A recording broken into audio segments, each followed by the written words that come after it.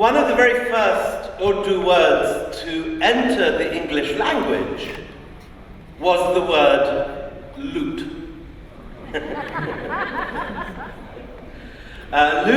Ludna was a word rarely heard outside the plains of the Punjab and northern India until it entered the English language in the mid-18th century and took firm and immediate root. And if you want to understand how that happened, you could do a lot worse than to visit Powys Castle on the Anglo-Welsh marches.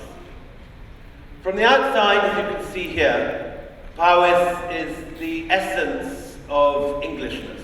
You pass through Tudor box hedges and find your way to this wonderful sort of Gothic-looking castle up at the top with this nice Renaissance facade, just gateway.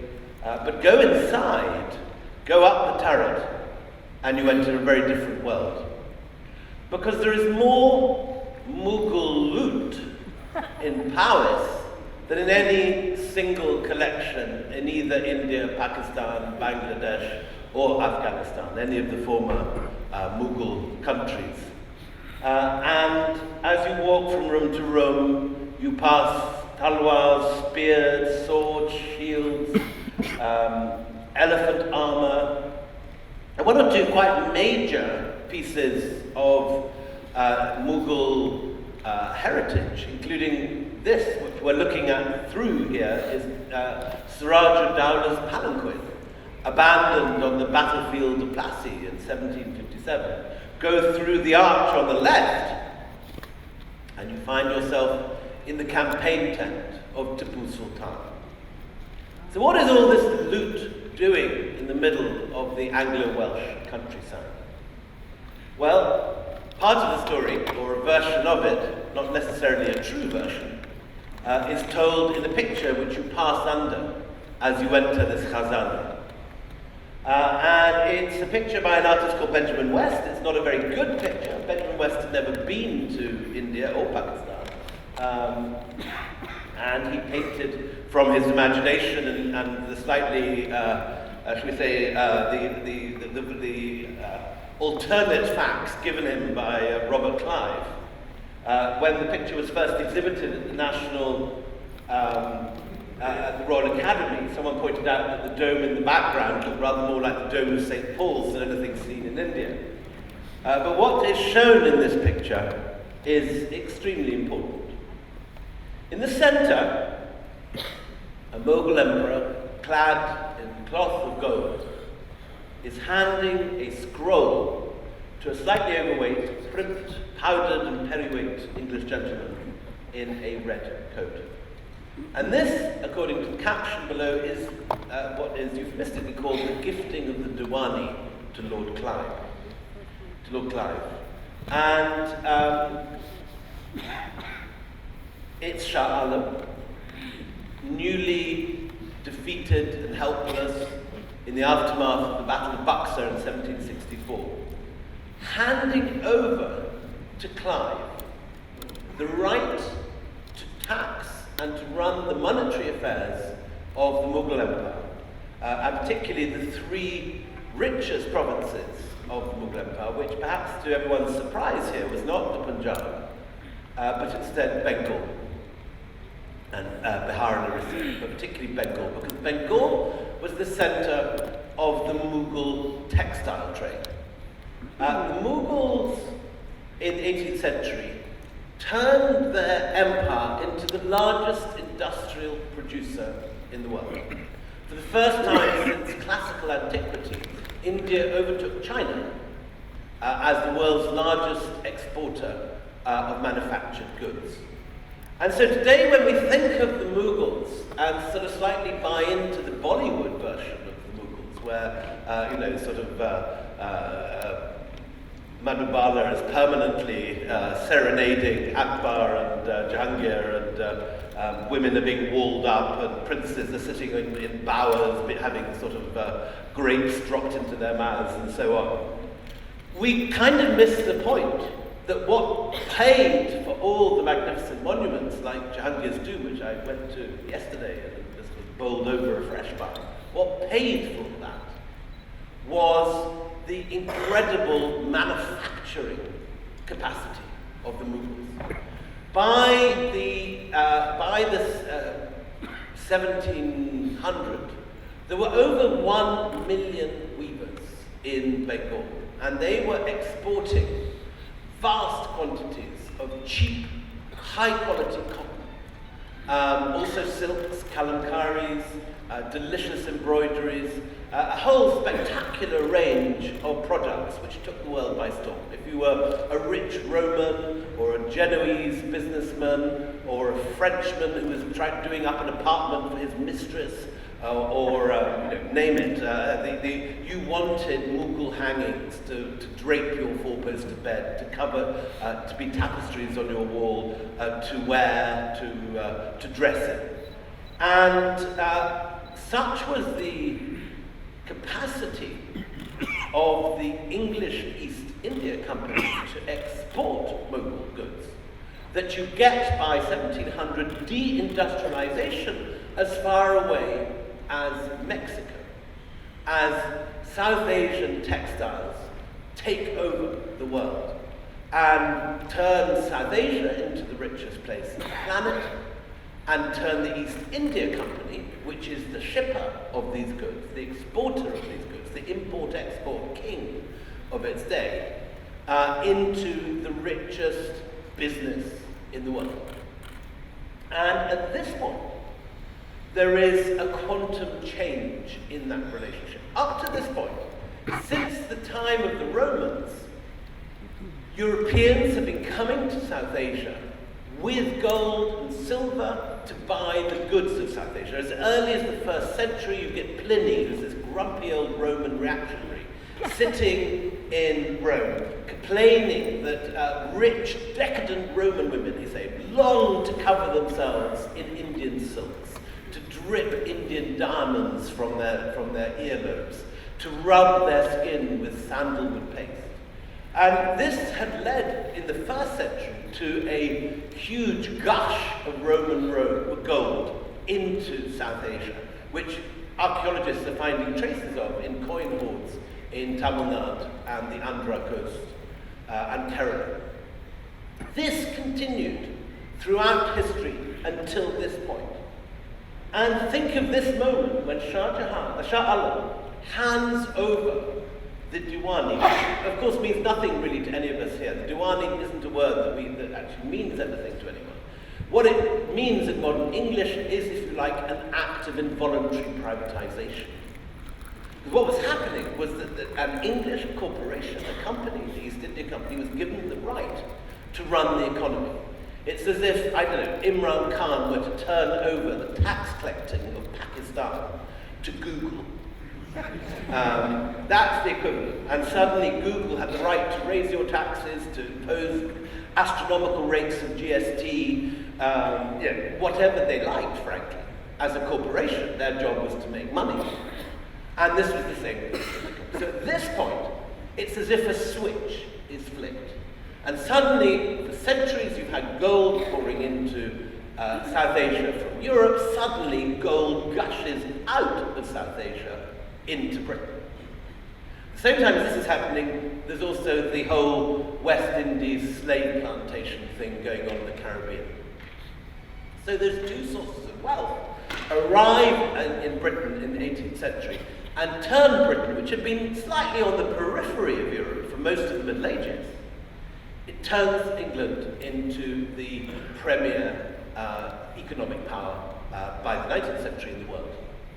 And when you go to England and you pay your £10 to the National Trust to go and visit a gorgeous house like Powers, most of those houses from the 18th century were built on the profits of the company, which they looted out of India, and on the profits of the Caribbean slave trade, which they looted out of the West Indies. That's where the money comes from. So when you see one of these gorgeous National Trust houses that looks as if Colin Firth is about to stumble out the front door dressed in wet breeches, that's where the money has come from. And it is a company. The Victorians muddied the water and started talking about the conquest of South Asia as some sort of great national British project, as if it was run by the British government out of 10 Downing Street. But it wasn't. It was run out of this office here in Leadenhall Street. I'm not even talking about the two tall buildings on either side of this slide. It's just the 5 windows in the middle. And that is the Leadenhall Street headquarters of the East India Company at the time of the Battle of Plassey. It's just 5 windows wide. 100 years into the history of the East India Company, there are only 35 employees in that head office. At no point in its history did the East India Company ever send out more than 2,000 white Brits, Goras, to South Asia. Yet those 2,000 managed to conquer this incredible empire. Just to give you the figures, when the East India Company is founded in 1599, Britain contributes about 7% of world GDP, while the Mughal Empire contributes just under 30%. So there's no comparison to the riches of these two different worlds. Yet, in a story that is so unlikely that if it was put into a synopsis for a Netflix drama or a movie, it would be laughed out of court as improbable. One English company run out of one office in London takes over the richest empire in the world. How does it do it? Very simple. It goes to South Asia, it borrows money from Hindu Mawari moneylenders, and it then trains up South Asian able-bodied men as their own sepoys. So the company borrows money from Indian moneylenders and builds up a private army of Indian men. It was not white men who conquered South Asia in the 18th century. It was a brown sepoy army, 99% ethnic South Asian. And they pulled off that trick is one of the great miracles of history. And in a sense, if you want to understand this period, you've got to understand how that happened. How did it happen? It happened largely because, as Burton Stein once put it, the conquest of India was bought as much as it was fought. The fact that Indian moneylenders saw the company as a more reliable source of funding and business than it did their own rulers was the reason why consistently, first of all the Jagat Seths in Bengal, then Gopal Das in Allahabad, and the other big Indian banking families consistently back the company against the Mughals and the Marathas, because the company is a company and it understands about money, loans, and interest. Again, when we look at the Mughals, we get so dazzled by the marble and the inlay and the beautiful silks and the beautiful textiles that we forget the hard economics. And the hard economics was that the company might loot, might plunder, might commit every sort of act of treachery, but they repaid their loans on time with interest. While if you were a Maratha or a Mughal provincial leader, your response to needing funds was probably to call in the setties and the shroffs and the moneylenders and hang them up by their ankles until they revealed the hiding places. Which of the two do you want to lend to? Of course, the company. So the company, with a skeleton staff out of this tiny office, considerably smaller than the Alhambra complex we're in now, you could fit 10 East India Company headquarters into this amazing arts complex. Out of this one small office, South Asia is subjugated by the power of corporations. So, to go back to the beginning, this is the man who starts it all. He's a cross between, he's called Sir Thomas Smythe, he's a cross between, I suppose, the young Asif Zardari, Shahid Khan, and Vijay Mallya. Imagine all that combined in a single sort of crooked entrepreneurial package. He, like Zardari, inherits a large fortune from his father, also called Thomas Smythe, but he invests it cleverly. He starts initially a business importing currants from the Greek islands, which makes him a small fortune. He then takes over the customs, again, getting involved in government, like Zardari, and he again takes 10% of the customs. Then 50%. And he then starts a company called the Levant Company, and he does that with 30 fellow industrialist cronies. It's a closed cartel, and the idea is to import spices from Aleppo, Cairo, and Venice, which they do very successfully. But then, in the late 1590s, that business has a critical problem, because the Dutch, who have just thrown off the Spanish, become an independent nation, full of commercial vigor, with very inventive bankers and financial systems, start sailing round the Cape of Good Hope and going directly to the spice producers in what's now Indonesia. And these guys import large quantities of spices very cheaply from the producers, undercutting the Levant. So Sir Thomas Smythe finds his business in disarray. Suddenly, this money-spinning business of spices is trying to sell its products at 3 or 4 times the price that the Dutch are offering it for. What does he do? He decides to try a new business model, which is called the joint stock company. Now, joint stocks are something which we all are familiar with today. Corporations, the idea of buying shares in a company. But it's a revolutionary new Elizabethan idea. It's been tried only 3 times before by the 1590s. First of all, in the 1560s, by the Muscovy Company, which is going to trade with Moscow, then the Sierra Leone Company, and thirdly, the East India Company. And Thomas Smythe calls a meeting in Moorgate Fields in the 2nd of September, 1599, around the time that Shakespeare is writing Hamlet. If you were to walk from the Globe Theatre over London Bridge, head north towards Moorgate Fields in 1599, you wouldn't find a slightly dusty, grotty-looking tube station. You'd find a big black and white timber building called the Founders Hall. And there the meeting was called, and the richest investors, all the big guys, put in, as you can see from this first subscription list, which still survives, from the very first document generated by the East India Company. The first guy puts in £200, the second guy puts in £1,000, the third guy puts 200, 300, 1,000, 1,000. But 15 pages later, it's the small mum and dad businesses. People are putting in 5 quid, 7 quid, 9 quid, 10 quid. And the people who are putting it in are not the big, not Thomas Smythe's mates who own, privateering vessels and who have whole industries. They are people who describe themselves as vintners, grocers, skinners. In other words, small-scale shop owners, but they can join the East India Company as investors. And this is a radical new idea. Up to this point, as quite a lot of modern Pakistani businesses, they're family businesses. All the rights are controlled by a group of cousins and uncles. Then you get the guild system in the Middle Ages, where, for example, all the cloth workers and cloth merchants in Suffolk pool their capital and go off and trade in Belgium or Bruges or somewhere. But the joint stock is different. You don't have to be an executive part of the business. You don't have to be involved in the business. All you need to do is give a little money, and you get a share in proportion to the money you give, and then you get a share of the profits. And this completely obvious idea today is a radical new departure. And it's the departure that creates the East India Company and then creates, in the backwash, capitalism. And the East India Company raises enough money to do a first voyage, to take on the Dutch.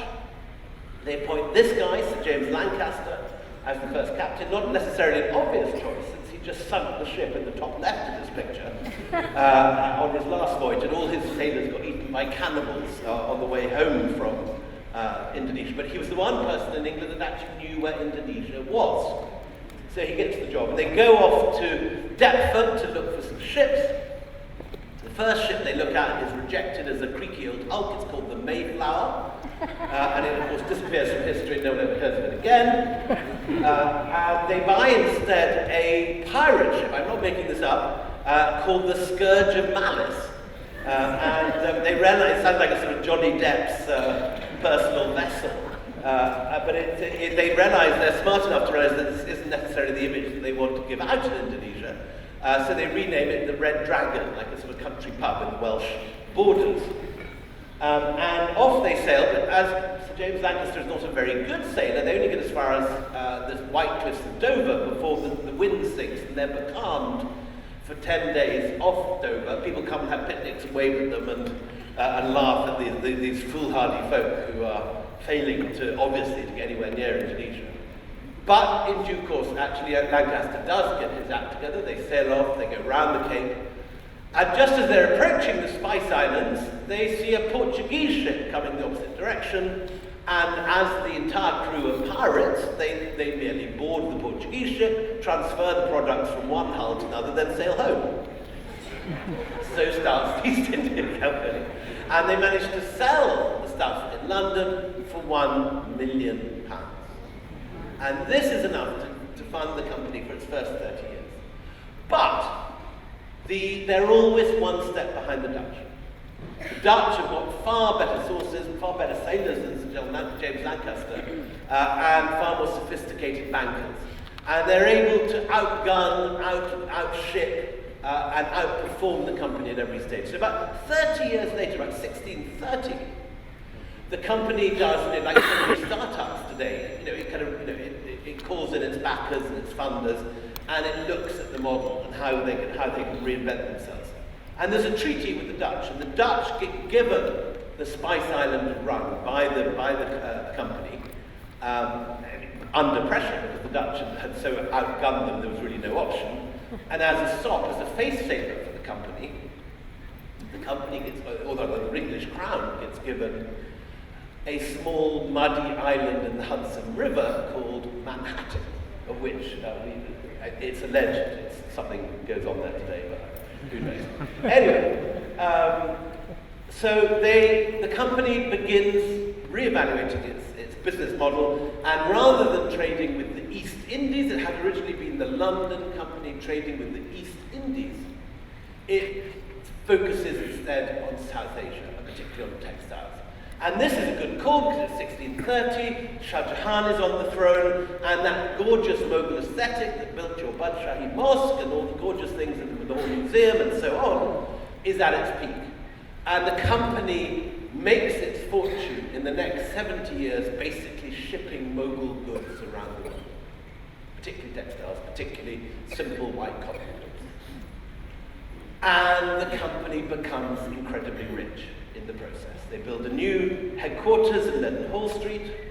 They build a dock at Deptford, which churns out 20 big galleons a year for shipping this stuff around the globe. And all goes well until Aurangzeb over-expands the Mughal Empire.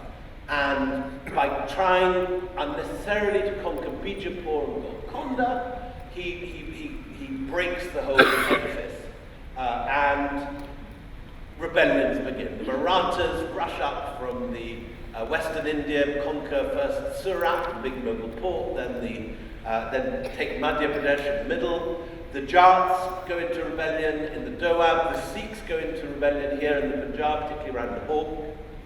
And sitting in the middle is Delhi, the largest, richest city in the world, with 1 million inhabitants. And Delhi is like a huge, overripe peach in the middle of all this instability. And everyone's wondering who is going to get looted. Is it going to be the Marathas? Is it going to be probably the Marathas? Is it going to be the Sikhs? Is it going to be the Jats? In the end, it's none of them.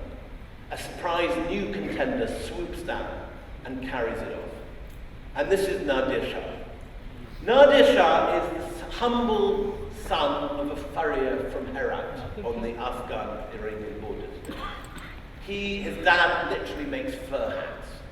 But he rises up in the Safavid Persian army, and he is so brilliant at his military stratagems, he's such an ingenious strategist, that he takes over the Persian army. Then he performs a sort of Zia-like military coup, and he gets rid of the last Safavid. He hangs the last Safavid prince, or on the Hedzin, I think.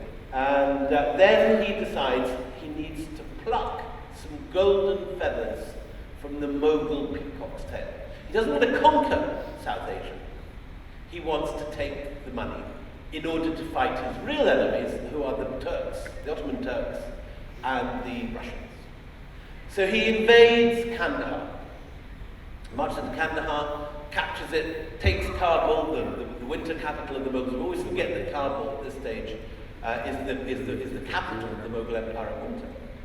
And he then goes down to Peshawar, captures Lahore.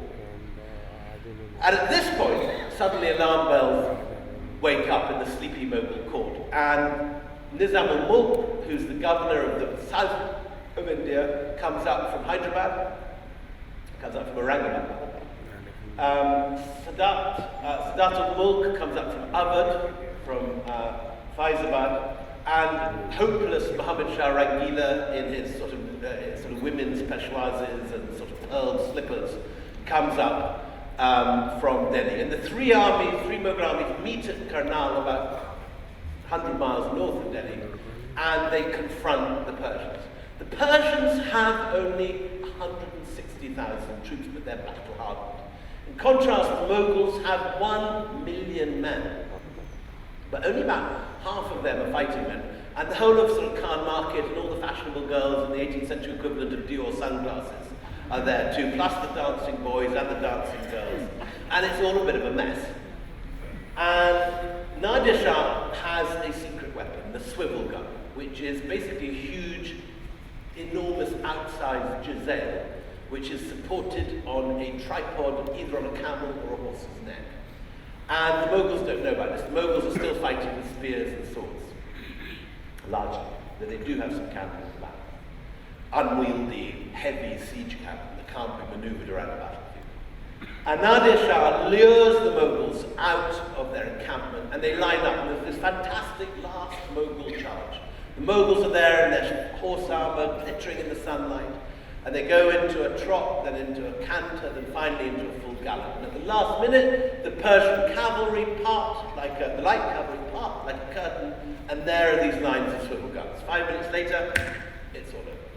The cream of Mughal chivalry lies dead on the ground, and that evening, Nadir Shah on the right invites Muhammad Shah Rangila on the left to dinner at his camp. And idiotic Muhammad Shah Rangila goes with his dancing boys, his dancing girls, his band and everyone else. After dinner, inevitably, his bodyguard is disarmed and Muhammad Shah Rangila is detained. The next day, the two monarchs march into Delhi together. 6 weeks later, Nadir Shah goes home with the Peacock Throne, the Koh-i-Noor, and 8,000 wagons filled with gold and jewels. Everything the Mughals had looted from the rest of South Asia gets put into a wagon and carted off to Herat. And it's the end. Imagine taking an enormous Baroque mirror and throwing it out the top of a 5-story building. It hits the ground, it shatters.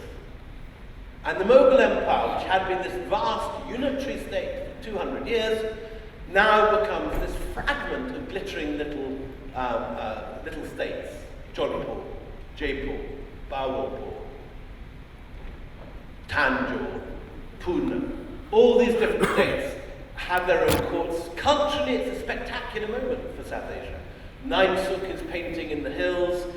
Carnatic music is being invented in Tanjore. Kathak dancing is at its peak in Lucknow. It's a spectacular moment.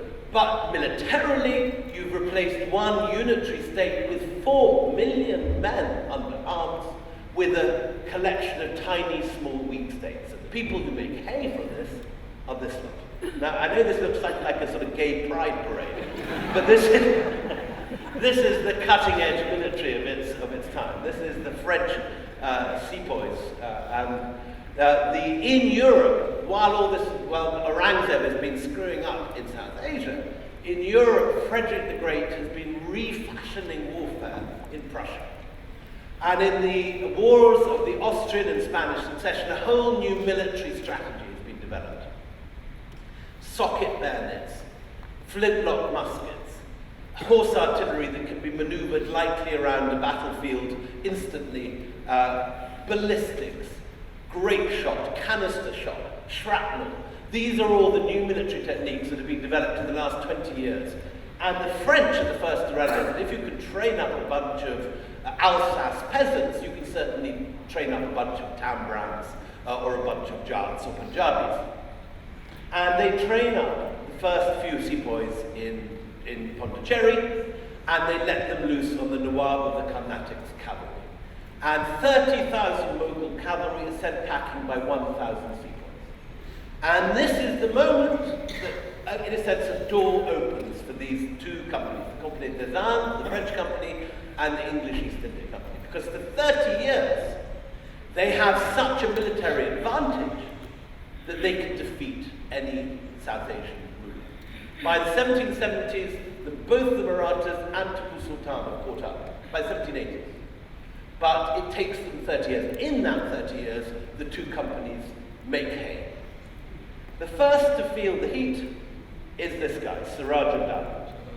Siraj-ud-Dowlah is the kind of nasty little punk who runs Murshidabad in Bengal. He's a horrible, spoiled kid, ruined by his wise, elderly grandfather, Ali Verdi Khan.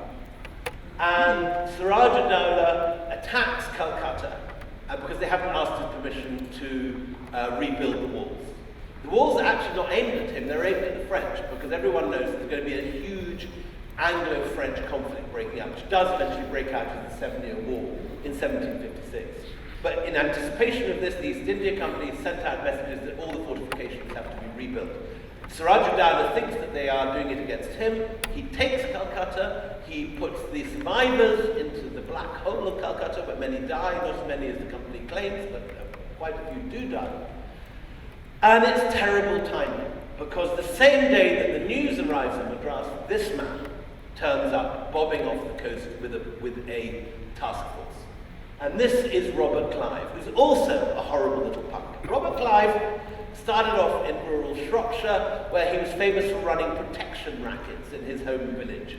He used to lie in front of a gutter and direct the rainwater to people's shops if they didn't pay him off. Clive has been sent out to India, not to take on Siraj-ud-Dowlah, but to take on the French. Rather like the Iraq War beginning with the dodgy dossier and the fake news of fake intelligence of the weapons of mass destruction. So the whole march towards Plassey starts off with a dodgy intelligence report. The company is told that the French have sent out a huge flotilla to Bengal. And Clive is sent out to pursue it and to destroy the French flotilla. In fact, the French flotilla has gone off to Canada.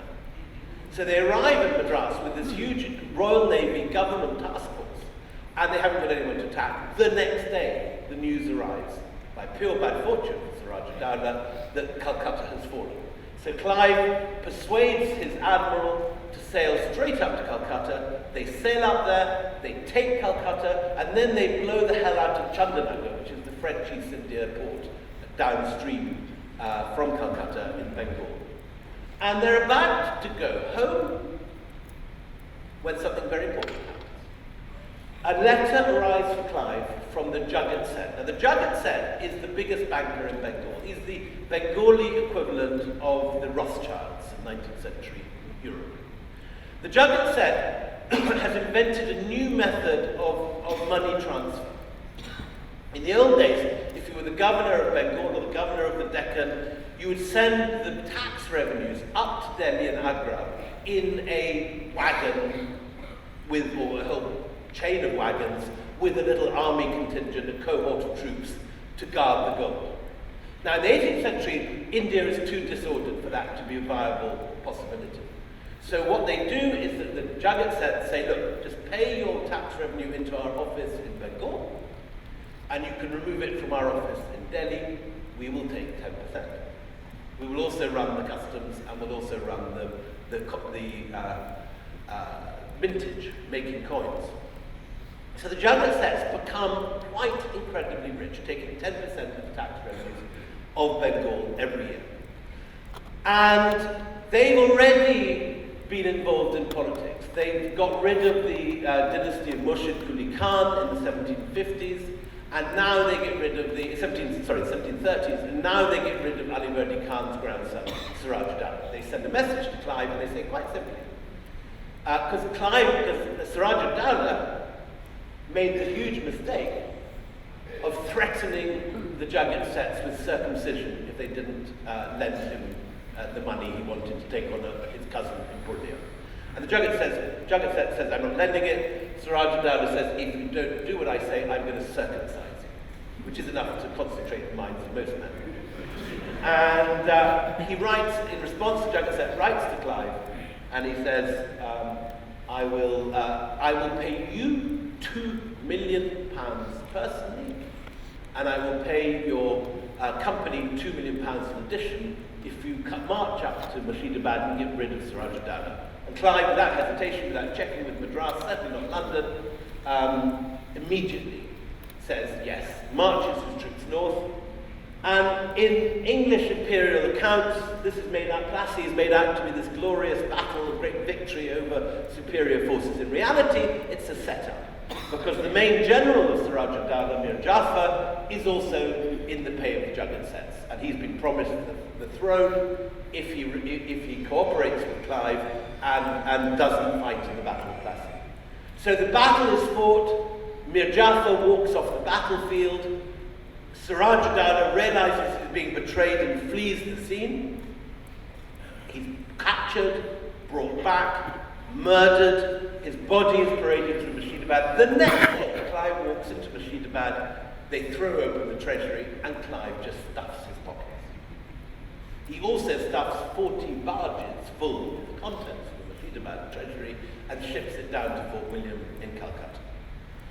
Later, he's asked in Parliament how he had the right to just help himself to the treasury. He's a company employee, he's been sent to attack the French. What is he doing declaring war on Siraj Dowlah without permission and going on to loot the treasury? He answers, my lords, I was astonished at my own moderation. The greatest treasury in the world was thrown open to me. I could have taken what I liked. And remarkably, he gets away with it. The next year, there's another battle, not next year, 8 years later, there's the Battle of Buxar, 1764, and the company defeats a coalition led by this man, Shah Alam, sitting down here, and also the new Nawab of Bengal, Mir Qasim, and the new Nawab of Awadh, who's called Shuja Uddin, who's this giant character. And the three form a coalition, they take on the company, they determine to throw the company out of India, but they're defeated. And suddenly, in 1764, the company realizes the whole of North India is theirs. Nothing stops them doing what they want. And that is when the Diwani is signed, that's when the money starts gushing. Previously, European money had been pouring into South Asia. From that moment, about 10 to 15 million pounds leaves South Asia every year in salaries, wages, and bonuses. And the great thing about the company is it doesn't make any bones about the fact that it's just there to make a profit, just like Goldman Sachs is just there to make a profit. No one joins Goldman Sachs for its corporate social responsibility program. It's a money-making organ. And so all that Victorian cant about civilizing the natives, building hospitals, all that stuff, roads, railways, not a whiff of it. As far as the company is concerned, it's there to loot India, and it does it now. From 1764, it so comprehensively asset strips Bengal, the richest place in the Mughal Empire, that by 1770, it's a dust bowl. Meanwhile, the company is increasing its sepoy force from 10,000 to 20,000 until by 1799, it's 200,000 sepoys, exactly double the size of the British Army. But this isn't controlled by the British government. This is a private army controlled by the East India Company, who are answerable only to its directors and shareholders. The company has sending tax collectors like Colonel Todd to measure the land revenues and assess all the tax possibilities across South Asia. They begin planting opium in Bihar, which they send illegally to China and sell to the Chinese. In return, they buy Chinese tea, which is shipped. to South Asia, to Europe, and to America. And it's East India Company tea that's being poured into Boston Harbor here at the Boston Tea Party. So the East India Company transforms into this world-straddling, the first multinational. It has interests everywhere. It controls everything. It's built, has its own flag that is the model for the later American flag. Its headquarters in London Hall Street is the size of Buckingham Palace by the end of the 18th century. It has a director's boardroom which controls the whole of South Asia. It builds half of the London docks and controls a third of the customs. I mean, it generates a third of the customs revenues and about half the nation's taxes. It's the biggest employer in Britain. It has its own dock at Brunswick Dock that makes about 700 East India Company clippers a year, shipping opium, tea, and textiles around the world. But, like every big corporation, however powerful they seem, they are vulnerable. And in the case of the East India Company, just like in the subprime horrors of 10 years ago, it's their greed that lets them down. And they, in Bengal, they unregulated, with the British government not involved in any way in this operation, with no oversight, they strip Bengal bare. They take everything out to the bleached bones. And 1770, when the rains fail, they continue to tax at full rate. By the end of the year, 1.5 million have died. By the end of the following year, 1771, 5 million Bengalis are dead of starvation. And the company is still sending its sepoys out to maintain taxes at full rates. And so in addition to the bodies dying in the streets of Calcutta, jamming the Ganges, hawks and dogs eating the corpses, in addition to that, there are gibbets up everywhere with bodies swinging of people who couldn't afford to pay the company their taxes. When the shareholders here in 1771, that the company has succeeded in getting full tax out of Bengal, despite a famine that's killed 5 million people, they vote themselves an increased dividend from 10% to 12.5%. But obviously this is not a model that is self-sustaining. By stripping the Bengal as bare as they do in 1772, when the rains don't completely fail but are inadequate in the third year, there simply is no money left in Bengal. It's all been shipped to London. And the revenues the company manages to extract from Bengal are close to zero. What happens? It's the subprime all over again. One bank gets a whiff of this, the Air Bank, and collapses in Scotland. By 6 weeks later, 30 banks have toppled like dominoes across Europe, and the company has to go secretly to the newly established Bank of England for a loan of £2 million. The request for the loan inevitably gets out, the share price collapses, and now the company has to go directly to Parliament to ask for a bailout. A £5 million bailout, in addition to the £4 million borrowed from the Bank of England. And this, for the first time, is the moment that the British government gets involved. Up to this point, they've been very happy creaming taxes and customs revenues off the company. They've had no direct involvement other than to send the odd fleet to chase the French around the peninsula. But now, in exactly the model of the way that the British government took over NatWest, and in the way that the American government failed to save Lehman Brothers, because the East India Company is too big to fail. The government gets involved, they take a 50% share in the company, and the company becomes, for the first time, having been, in a sense, a kind of libertarian capitalist wet dream, it's now what we would probably call a public-private partnership. By 1857, when the great uprising breaks out, the great, what the British call the Sepoy Rebellion, what's called in India the First War of Independence, the company is part controlled by the government, and by the end of the war, when the whole thing has been the most catastrophic set of massacres with about, no one knows the figures, but possibly as many as 1 million killed across the Kanpur, Lucknow and Delhi, the company is nationalized. After this great, terrible set of hangings and killings, the company becomes, is taken over by the government, nationalized in our phrase. And this is the Punch cartoon. Just when news is beginning to come that the company eventually is blowing sepoys from the mouths of camels, the cartoon has East India Company House, which you can see with its pediment in the back, top, middle, being blown from the mouth of the cannon, and the boards read nepotism, blundering, avarice, misgovernment.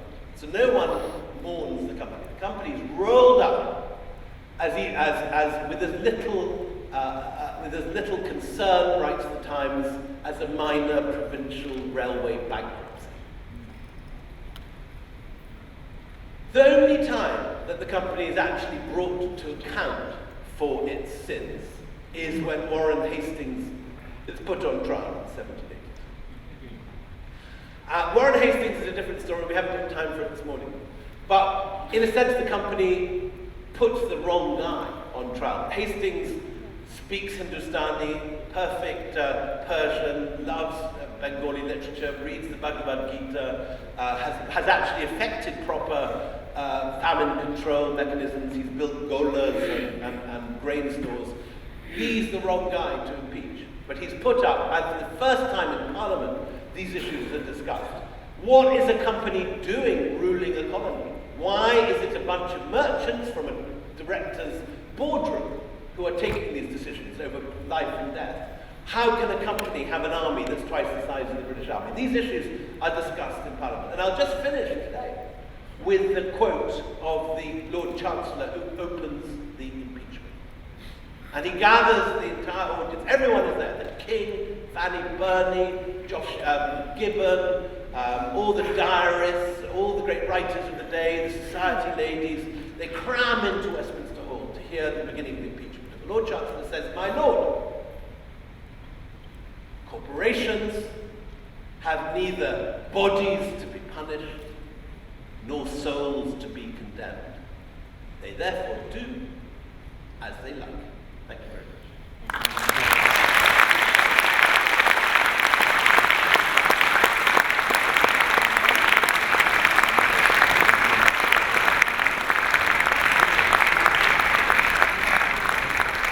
Happy to take any questions.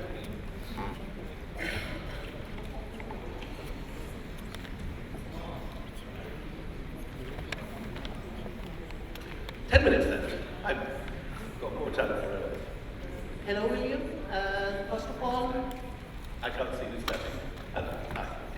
First of all, thank you for being here at LLF yet again.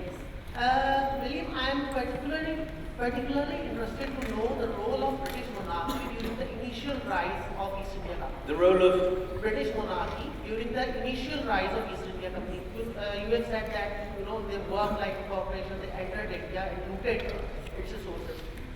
So where does the British monarchy fits in that whole picture? peripherally is the answer. They get a royal charter to kick off, so it has to come out of Queen Elizabeth I charter, which gives them the right not only to trade with the East Indies, but the actual original founding charter in 1599 specifically mentions the right to wage war and found colonies. So although it's a commercial operation, from the beginning they're envisaging the possibility of fighting battles and founding cities and ports and so on. And certainly, during the period before parliamentary democracy in the Civil War begins to take all the decisions, when monarchs are still making significant decisions during the Stuart period, the companies constantly having to bribe the crown in order to get concessions to have this monopoly renewed. And in return, you get, for example, the gift of Bombay comes from the Portuguese monarchy with the marriage of Catherine de Braganza, and it goes to the crown, and the crown hands it over to the company. So there is a little bit of the early days, but basically, it's a corporation, and the active executive decisions are made by directors in the boardroom. We saw the directors' boardroom a few slides back. That's where the decisions are made. It's not coming out of Downing Street, it's not coming out of the Foreign Office. It's coming out of a director's boardroom. And they make the decisions. So the monarchy and the government are both peripheral. This is a corporate story. And that's, in a sense, why it's so relevant today. We live in an age where Google and Facebook do not have territorial armies. and do not control the right to certain countries. But they're listening to every word we're saying. We're all going to get adverts for East India Company tea on your social media feed tomorrow if you've got your phone on today. And in this period where we've got corporations such as ExxonMobil, who, if Exxon was if Exxon was a state, it would be the 14th richest state in the world. It would be just behind Norway. And so we have this situation, as you had with the East India Company for the first time, where a corporation is more powerful than many nation states. And just as the company could overcome Siraj Dowlah, so in the 20th century we have all these examples of, say, the Anglo-Persian oil company falling out with Mossadegh and causing a coup, which brings out Mossadegh in Iran in 1950. In 1955, the United Fruits of America bring about a coup in Guatemala because the socialist government is threatening land redistribution, bringing the phrase banana republic into birth. In 1977, ITT causes the CIA to bring a coup about in Salvador Allende's Chile, and you have the nastiest junta in South American history replacing Allende's socialist government. So this is not sort of pipe dreams of sort of crazy lefties. Corporations exist, corporations have lobbying groups. Lobbying groups are there using a huge proportion of company funds in order to influence legislatures. And corporations can change the way that, whether it's Pakistan, whether it's Tata and Reliance in India, whether it's Exxon in Bush's Iraq, they change the way foreign policy happens. That's what lobbying's about. That's why all those Capitol Hill corporates have spend huge sums of money on lobbying. This begins with the company. Company is a corporate story, it's not a national story. Thank you very much for a very insightful presentation. I just want to ask that, as you rightly said, that corporations have a role to play even now. How would you fit in these benefactors of ours like IMF and their representative into today's world, and especially in Pakistan's perspective, what's happening around us, these massive devaluations and other things, how it's impacting the common man? So, I mean, corporations, as I say, have the power to bribe, influence, and berate governments. And if they're really powerful, they can bring governments down. The whole story of the degree to which Exxon and the oil companies did or did not influence the Bush government to invade Iraq and topple Saddam Hussein isn't yet known. But all the indications are that with Cheney and so on, that there was very, very close relationships from Houston and Texas between the Bush government and the oil corporations. And they played a significant role in that. The BJP would not have come to power in India without the backing of Tata and Reliance. In order to have democracy, you need to have donations. In order to have donations, they're not given blind. Large corporate donations always have some sort of unspoken pro quid quo attached. It's the floor of democracy.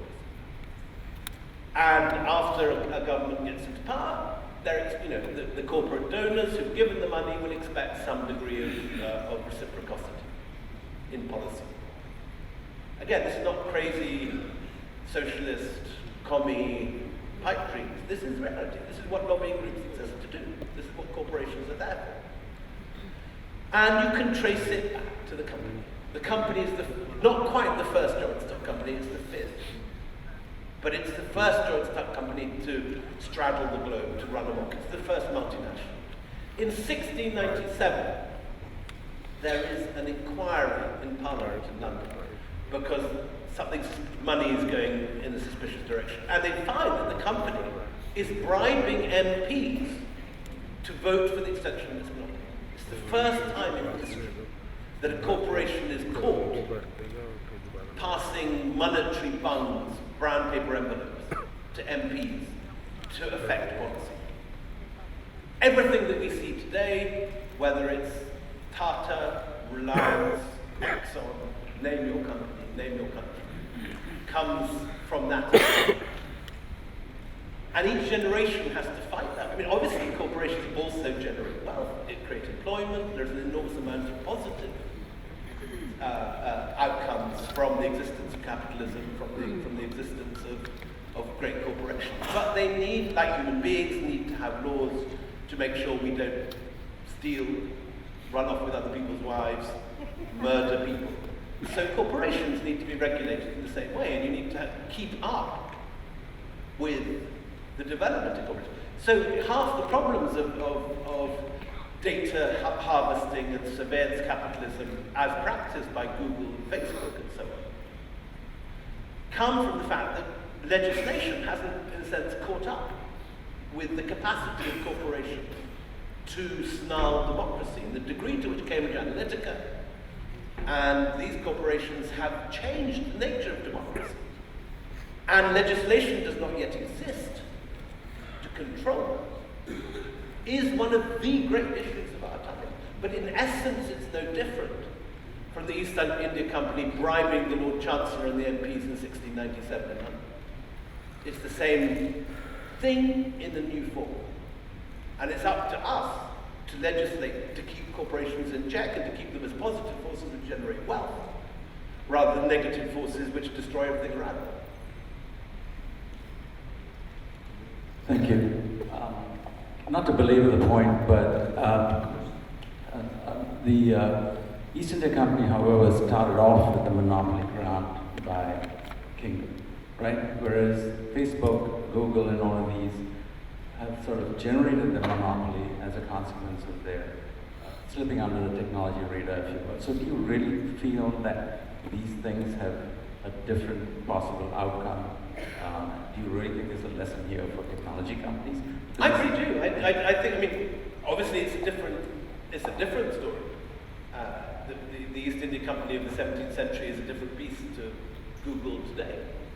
But the essence is the same. A corporation exists to make profit. It exists to create wealth for its shareholders. That's its only point. That's what it's there to do. And we need to legislate and regulate in such a way that that can become a positive outcome for everyone, rather than have corporations toppling governments, overcome. I mean, that is the great lesson of the East India Company. Lahore was ruled by a corporation from, I suppose, the sequel, 1839 to 1857. So that in the case of Lahore, it's only 30 years. In the case of Calcutta, it's 150 years. And they exercise sovereign control. A corporation, out of an office, exercise sovereign control over great tracts of South Asia. That's the lesson. It can happen again.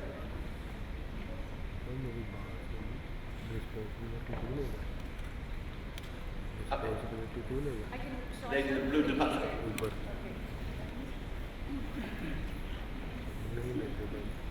My main question is about going you're talking about anarchy and alliances. Wouldn't it be more stable for the government to ally themselves, like with Kirkpatrick marrying Sam Begum? Would you try to infiltrate the elite and the merchant class without not having made them stronger, instead of introducing, I can't say the word, miscegenation or mixed breeding laws, so preventing that? So, say the question again? My question is, why prevent hybridity within the... Why prevent? Hybridity. So, like, why deny the fact... This is white movements. Yes.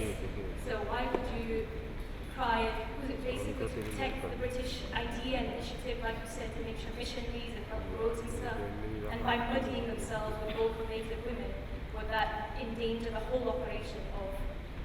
So this happens towards the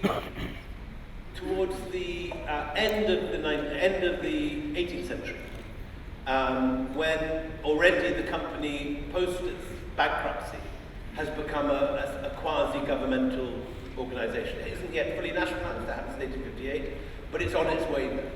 And this is the period in White Mughals when when a combination of utilitarianism, evangelical Christianity, and the sheer heady smell of power leads the English to begin to see racial hierarchies, to believe that whites are different from brown people, that the English and the British have a genetic right somehow to rule over South Asia, which was not the case in the 18th century, where you have massive intermarriage and massive, 1 in 3 Brits is married to an Indian woman in the 1780s. But that, as power goes to the heads of the British towards the end of the 18th, beginning of the 19th century, goes from 1 in 3 Brits to 1 in 4 to 1 in 5. By the 1730s, by the 1830s, there's only about 1 in 10 intermarriages.